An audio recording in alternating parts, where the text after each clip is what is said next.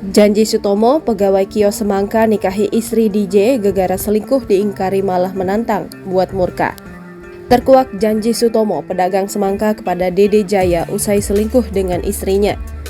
Usai ketahuan selingkuh dengan istri Dede Jaya, ternyata Sutomo sempat berjanji menikah namun ingkari janjinya dan menantang pelaku. Dede mengaku jika saat itu mulai mengetahui perselingkuhan sang istri dan Sutomo lewat sebuah chat mesra pada bulan Oktober 2023 lalu.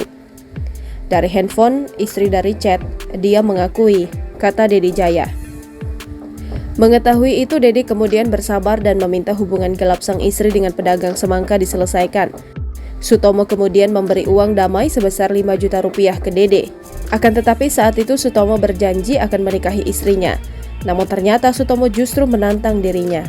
Bahkan Sutomo juga seolah ingin mengingkari janjinya sehingga membuat Dede Jaya meradang.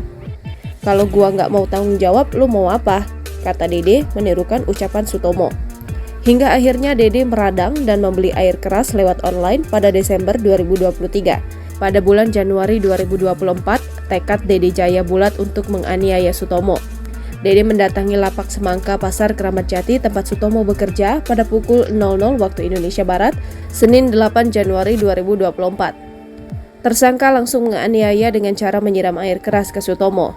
Jelas Kapolres Metro Jakarta Timur, Kombes Leo Simarmata. Tak puas sampai di situ saja, Dede kemudian memukuli Sutomo hingga membacoknya menggunakan celurit yang dikeluarkan dari celana.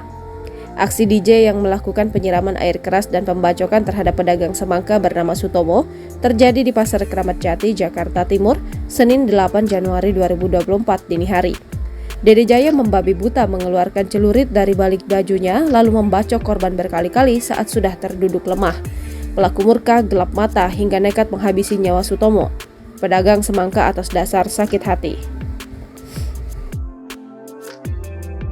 Download Tribun X sekarang, menghadirkan lokal menjadi Indonesia.